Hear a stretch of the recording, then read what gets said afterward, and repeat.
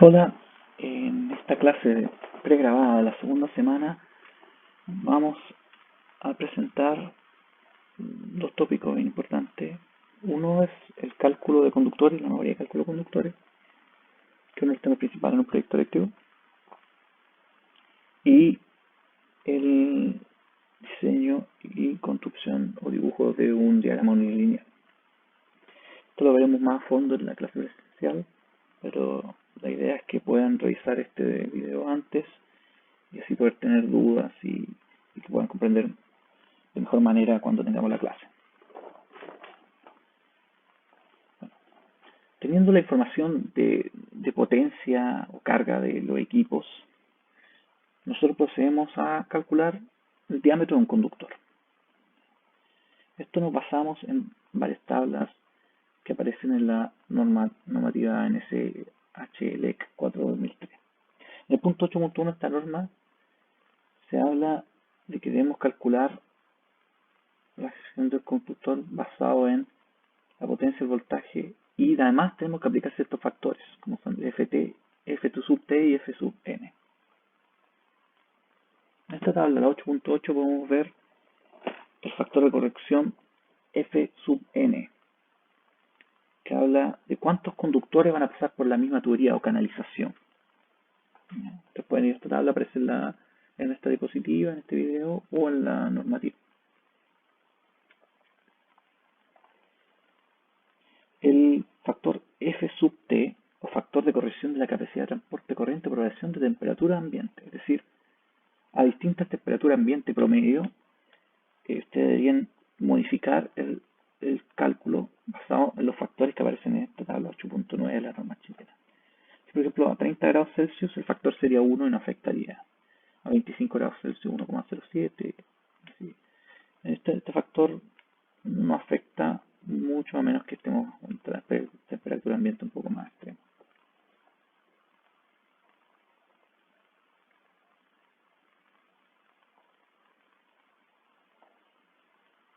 Otra tabla que tenemos a continuación es la 8.7a.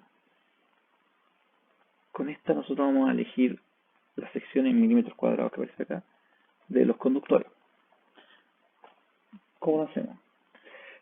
Si calculamos, que lo vamos a ver un poquito más adelante, una corriente de 20 amperes, nosotros vamos a ver la temperatura de servicio que tiene el cable, que son 60, 75, 90 grados, depende de la aplicación. Si va a ser dentro de un motor que tiene mucha temperatura, iríamos a los de 75, 90.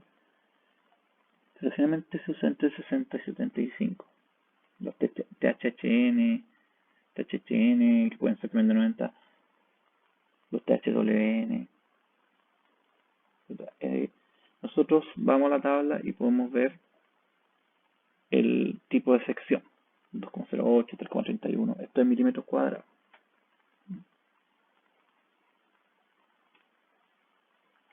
Existen las medidas en milímetros cuadrados y las medidas americanas, que se conoce como AWG o American Wire Gauge. Generalmente en el mercado puede solicitar un cable 12AWG, por ejemplo, o puede solicitar un cable de 3,31 milímetros cuadrados. Y son compatibles. Si no encuentran uno, les van a tratar de vender el otro. Otro punto importante, acá nosotros vimos antes que las ecuaciones hablamos solamente de la potencia, en kilowatts, pero no solamente existe la potencia en kilowatts, la potencia está compuesta por varios factores. Por la potencia activa real, P, que es causada por cargas resistivas como un conductor, como un calefactor eléctrico por resistencia. La potencia aparente, que es causada por cargas resistivas y cargas inductivas o capacitivas. Y la potencia reactiva también es causada por cargas inductivas o capacitivas. ¿Qué se refiere con cargas capacitivas? Son cargas que cumplen cierta función de almacenamiento de energía por efecto de equipos conocidos como condensadores. Y cargas inductivas son las que También son cargas que acumulan energía, pero a través de la ley de inducción de un bobinado. Entonces, la potencia aparente S es igual en su magnitud a la raíz de la potencia activa al cuadrado más la potencia reactiva, perdón, al cuadrado. El factor de potencia, que se conoce como el coseno de phi, es igual a la potencia real dividido en la potencia aparente. Esto es como una pequeña introducción teórica, pero en realidad lo que ustedes tienen que saber es el número de ese factor de potencia, ¿ya? Que viene dado en las placas de los motores, en los equipos, y pueden encontrar en internet el típico promedio para algún cierto tipo de equipo.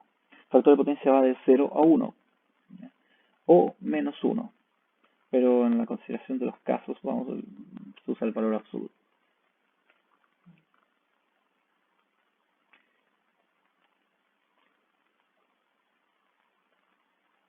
O si un factor de potencia es positivo, significa que la corriente se alenta con respecto a la tensión. Eso significa que tiene una carga capacitiva. Un factor de potencia atrasado significa que la corriente se retrasa con respecto a la tensión, que implica una carga inductiva, es decir, hay motores.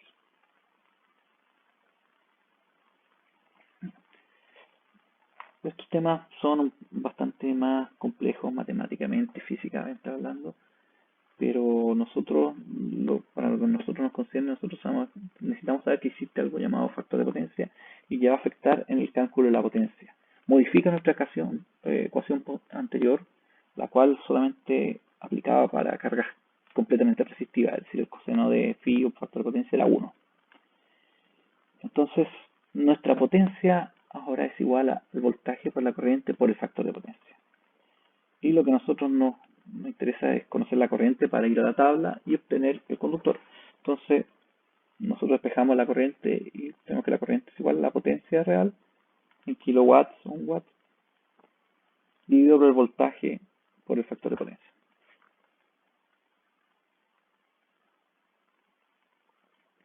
Cuando calculemos el conductor de un motor, se utiliza un factor multiplicador de 1,25. Eso indica la norma en su punto 12.2.2. No solamente existen los factores, ya hemos visto, a veces hay gente que, esto va a depender mucho del diseñador, que le agrega un factor de holgura de 1,15, 1,2, 1,25. Va a depender del tipo de instalación, eh, de la holgura que se tenga también en costos.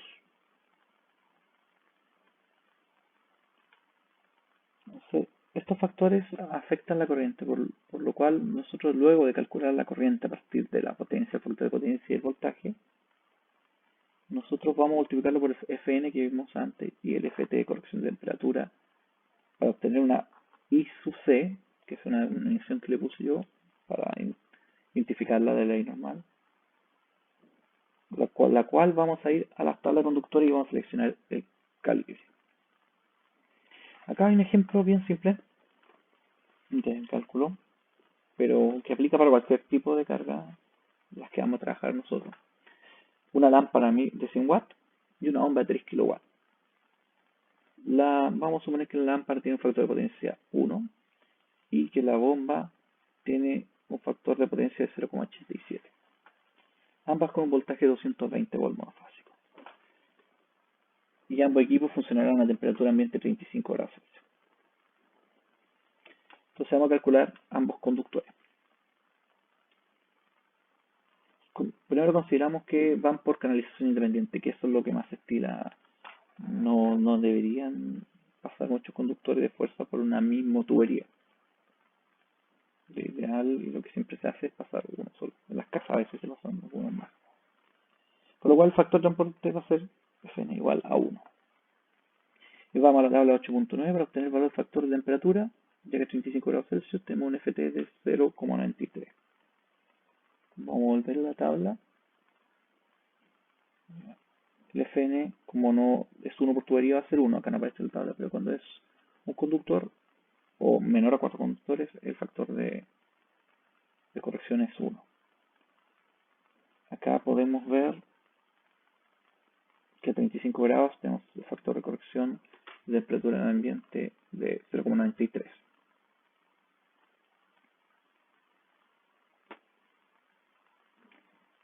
Luego con estos valores, para la lámpara, vamos a calcular la corriente con un factor de potencia 1, que sería I igual P partido por V, ya que P es igual a V por I.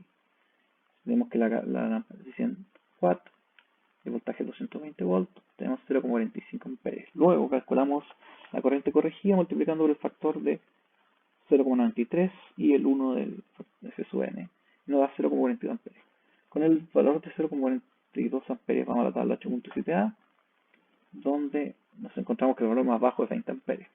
No existe en fuerza, no hay menor. Entonces vamos a esta tabla, tenemos 20 amperes. Entonces una sección de 2,08 milímetros cuadrados. En medida americana sería 14 a doble eje. Existen tablas de conversión que las pueden encontrar en internet. Y yo también voy a proveer dentro de los documentos de entregar tablas que muestran la correspondencia entre milímetro y a doble eje. Generalmente se utiliza más a doble eje que milímetros cuadrados. Pero la norma se refiere a milímetros cuadrados. Entonces ahí tenemos 20 amperes y vamos a tener 2,08 milímetros cuadrados, 14 doble eje. Ese va a ser el cable que nosotros vamos a tener que comprar para esa lámpara.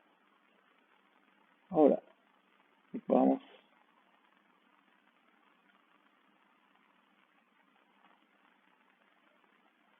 a calcular la bomba. La bomba corresponde a un motor eléctrico, por lo cual tenemos que considerar inicialmente el factor de 1,25. El factor de potencia es 0,87, entonces la corriente no va a ser solamente la potencia dividido por el voltaje, sino también va a ser dividido por el factor de potencia. Como lo vemos ahí, el motor era de 3 kW, o sea, 3000 watts, dividido 220 volts, y dividido 0,87 de factor de potencia. Es una corriente de 15,67 amperes. Los factores de corrección van a ser los mismos, es decir, 1 y 0,93, y además le agregamos el 1,25, que es el factor adicional por ser un motor. Esto nos va a dar una corriente 18,22 amperes. Esta vamos a ir a la tabla y nos va a dar un valor más cercano de 20 amperes. Y aquí es cuando entra un poco el criterio del instalador. Estamos muy cerca a los 20 amperes. Por lo cual, donde está muy cerca, y en especial con estos motores, yo pasaría a un calibre, al siguiente calibre. Es decir, de 14 WG o 2,08 a 12 WG o 3,31 milímetros cuadrados.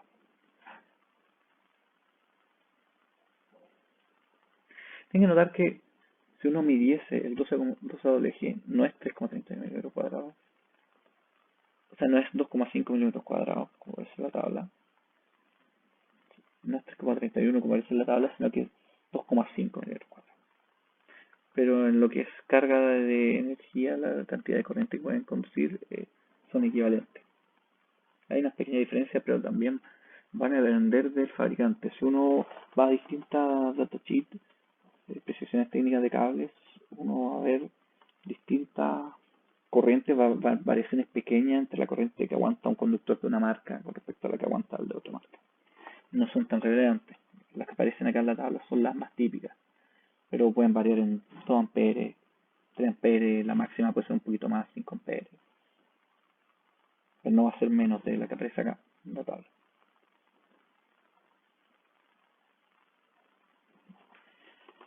Luego vamos a seleccionar las protecciones eléctricas, de la cual vamos a hablar un poco más del funcionamiento de los tipos en la clase presencial. Se consideran dos factores, la sobrecorriente, es decir, en este caso la protección tiene que proteger para los 20 amperes de la 18,22 amperes de la bomba, y la corriente cortocircuito.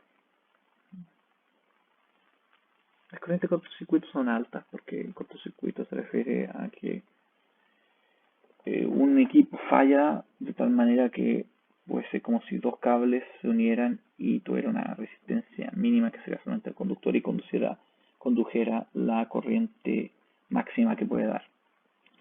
¿Ya? Entonces la protección eléctrica del interruptor automático tiene dos valores. Uno es la sobrecorriente, que se tiene que ver con la corriente del equipo. Por ejemplo, en este caso, nosotros calculamos que la corriente de consumo sería de 18,22 amperes. Entonces, podríamos elegir 20 amperes, así como elegimos un cable que aguanta 20 amperes, pero también saltamos al siguiente. En este caso también deberíamos saltar a la siguiente protección, que es la de 25 amperes sobre corriente. Y luego que sabemos que de 25 amperes tenemos que elegir cortocircuito. Generalmente en instalaciones domiciliares se utilizan 6 kiloamperes, 6 kA. En instalaciones industriales puede ser 10 kiloamperes, 15 kiloamperes. Uno se preocupa del cortocircuito cuando mucho más en instalaciones industriales o instalaciones muy grandes donde se pueden realizar cálculos de cortocircuito que son bastante complejos, cuales nosotros no vamos a ver en este proyecto porque no es típico. En instalación de economía y edificios generalmente se utilizan 6 kA para los automáticos de los circuitos y para el general 10 kA.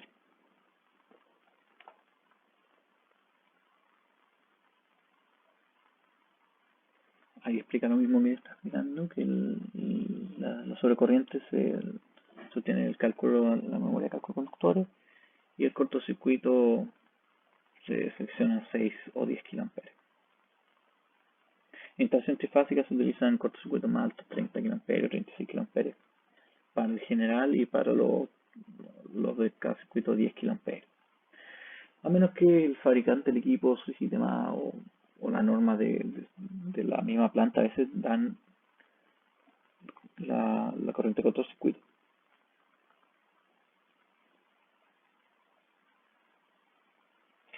Aquí habla de la lámpara, se utiliza una protección de 3 amperes y para la bomba 20 amperes, aunque podría también utilizarse una 25 amperes.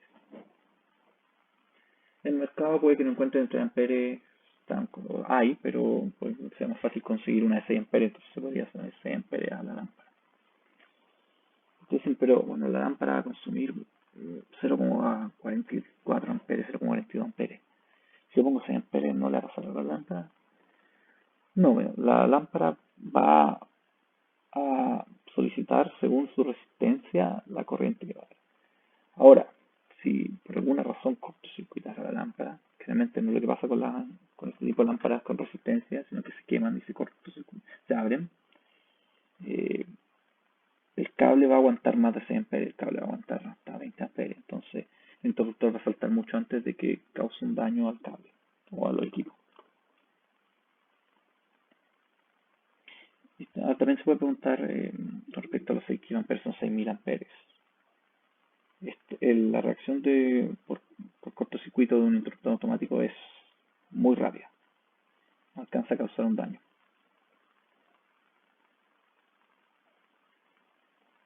Y en la bomba, claro, si superamos el consumo, 20 amperes, llegamos a 21 amperes, después de un tiempo, milisegundos, segundos, dependiendo de la protección, se va a disparar. Cuando el corriente de cortocircuito es instantáneo.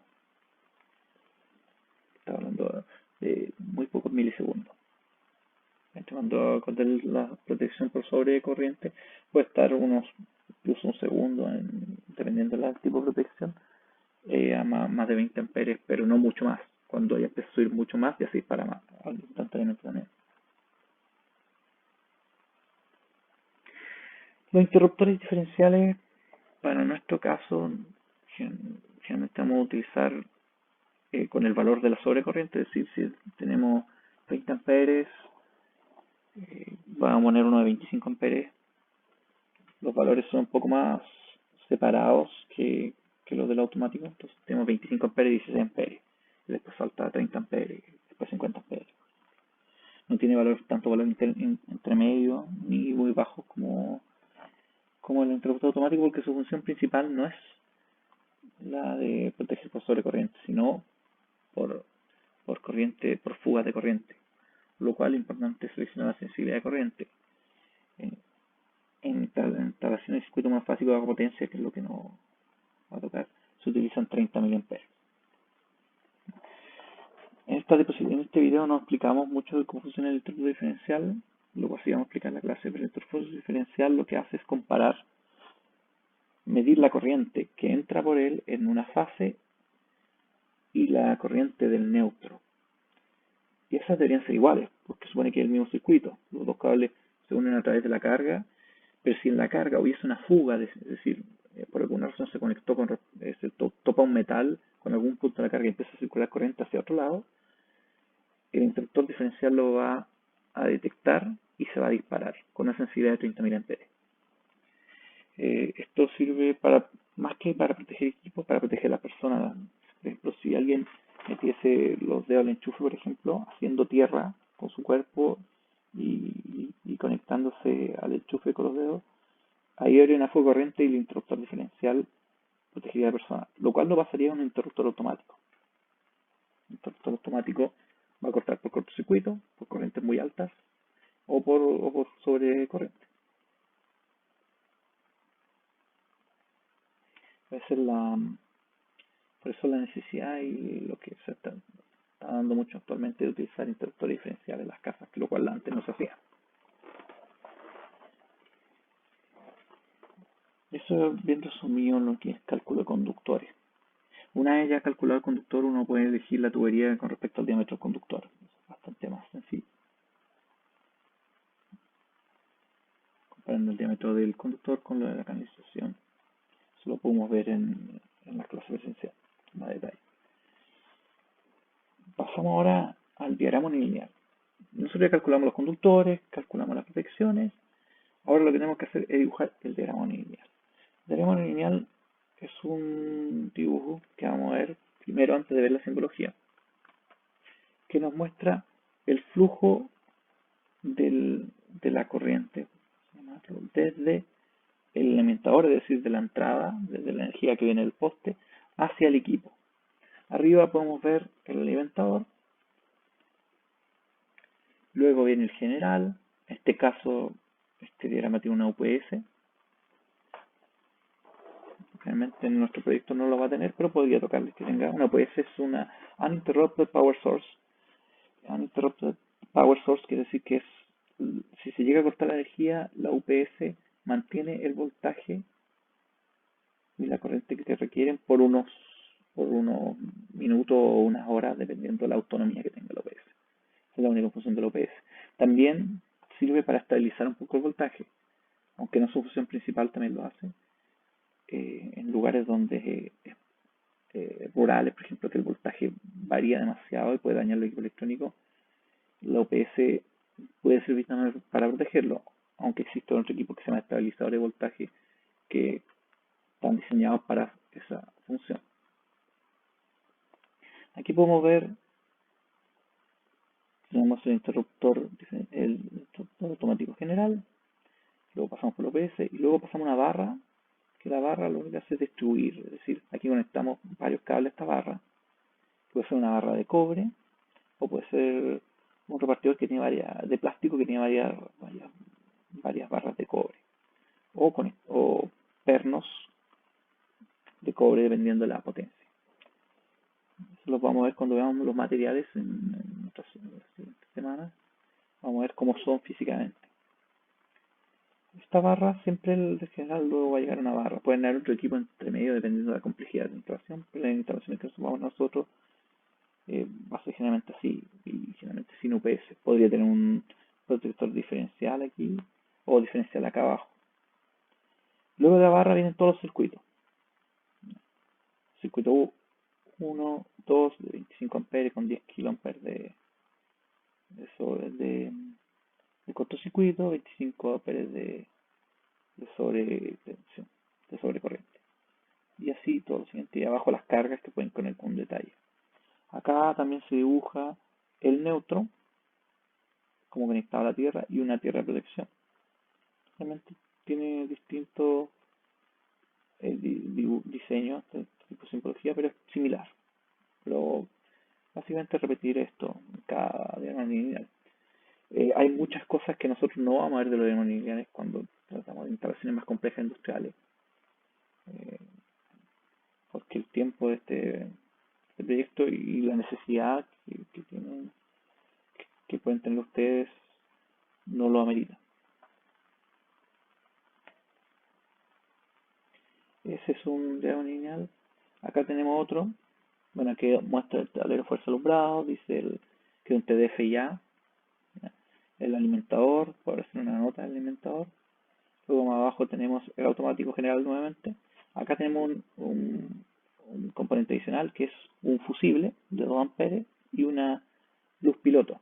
Obviamente se ponen luces pilotos para identificar la presencia de tensión en los tableros eléctricos o en algunos para identificar qué circuito está activo, funcionando también. Se le pone un fusible antes. Luego vendría la barra, acá la barra toma de cobre desnudo, y luego los circuitos. Acá, por ejemplo, este diagrama lineal en específico tiene un conmutador que se utiliza para pasar de un circuito a otro. O sea, si el conmutador está en una posición, va a dejar pasar este circuito al 10, si está en la otra, va a dejar pasar al 11. Eso generalmente es poco utilizado. Luego acá vamos a ver las protecciones diferenciales con su sobrecorriente y su sensibilidad. Y nuevamente la barra tierra y la barra neutro. Y acá hay otro diagrama lineal que incluye un componente adicional. Este es trifásico, el tablero sala bomba, TDF01, tiene 3 luces pilotos que se dibujan así y 3 fusibles que se le ponen 1, 3. En vez de dibujar los 3 fusibles, se dibuja así para simplificar. Por eso unilineal, sino convertir en otro tipo de diagrama. El general de 40 amperes, 30 kiloamperes de cortocircuito. Ahí dice reg, se refiere a que es regulable, es decir, que yo puedo modificar, tienen un potenciómetro que se puede modificar para variar probablemente de 15 amperes a 40 amperes. Realmente eso se da mucho con los interruptores automáticos de 125 amperes, de 250 amperes, que son regulables. Porque a veces uno quiere 220 amperes y mucho 250. Entonces, y no hacen todos esos rangos, hacen 250, 200 y 150, no fabrican de 220 amperes. Luego viene el repartidor tetrapolar, que se refiere a son 4 barras, una para cada fase y una para el neutro, de 125 amperes. Eso quiere decir que aguanta hasta 125 amperes por barra. Finalmente, ustedes en el diagrama lineal no vamos a calcular las barras, sino que ustedes ponen la barra según la suma de los automáticos. Si tuvieran acá la suma de las sobretensiones o de las cargas también, supera los 125 amperes, deberían poner unos 250 amperes o el siguiente que se encuentre en el mercado. Bueno, tenemos los automáticos trifásicos y acá tenemos un componente adicional que es el contactor. Este es un contactor. El contactor es un equipo electromagnético, electromecánico también, que al aplicar una tensión en una bobina genera un campo electromagnético que atrae un metal que cierra un contacto. Este contacto que aparece aquí, el K01, sería el contacto que cierra al aplicar la bobina. Acá aparece el circuito que dispara ese contactor. Realmente eso va en la fase de control y no en la fase de fuerza de un unilineal. Entonces, si ese contactor está activado, pasaría la corriente hacia abajo, que esto estaría cerrado el camino. Y lo que viene después, un poco menos común en los lineales que vamos a ver nosotros, es OL01, que se refiere a overload, una sobrecarga, se llama un relé térmico, que se pone en el contactor, que es similar a la protección de sobrecorriente. Se utilizan los motores para protegerlos de que superen cierta corriente, cierta temperatura. Pero en realidad funciona con una corriente ajustable.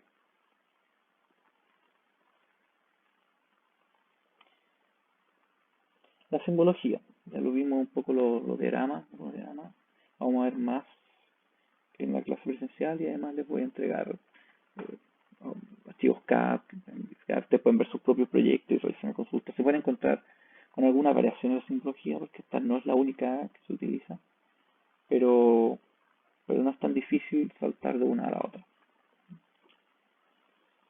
El borde de conexión simplemente es un punto donde se conectan los cables, donde hay un perno, puede ser una regleta que tiene dos puntos de conexión, una se conecta el cable que viene de arriba y otro el que viene hacia la carga de abajo, que se dibuja como el círculo que aparece a la izquierda.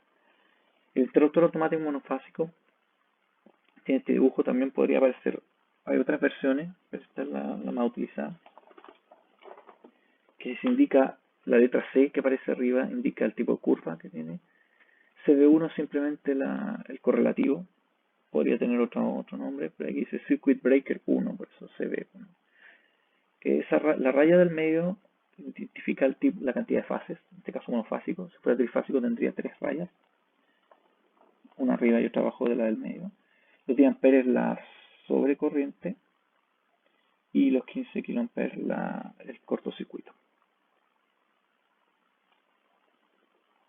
Hay un ejemplo de un interruptor automático trifásico, lo que mencionaba antes. Interruptor diferencial, puede decir ID o puede ser PD también, protección diferencial o interruptor diferencial, con este símbolo. Y dice interruptor diferencial 2, podría decir PD2 también, por protección diferencial 2. 2 por 25 amperes. El interruptor diferencial siempre va a ser, de una instalación monofásico va a ser bifásico, porque tiene que tener la entrada tiene que entrar por un lado la fuerza y por otro el neutro, porque tiene que comparar ambas corrientes. Entonces va a decir 2 por 25 amperes, es decir, para una sobrecorriente 25 amperes. Y 2 porque tiene la fase y el neutro. En el caso de un trifásico, un diferencial trifásico sería 4 por, que incluiría el neutro y las 3 fases. Son menos comunes los diferenciales trifásicos. Y la sensibilidad de corriente fuga de 30 mA. No aparecen los diagramas, que es un ejemplo, la bobina del contactor. Generalmente aparecen circuitos de control, en diagramas de control y no en diagrama lineal, que tiene la simbología que aparece a la izquierda, que es a la cual en los puntos A1 y A2 se le aplicaría un voltaje. Generalmente un voltaje control menor de 24 volts, puede ser hasta continuo. Y al aplicarle ese voltaje se cierra el contacto de la derecha, que es el que sí aparece en el diagrama lineal, que es el que permite el paso. Eso se hace, por ejemplo, para activar con un botón un motor. Está siempre con la energía dada, pero si yo no aprieto el botón, no se activa el contactor y no te permite el paso de energía hacia un motor. Otras simbologías, las luces pilotos, que es la vimos en el diagrama.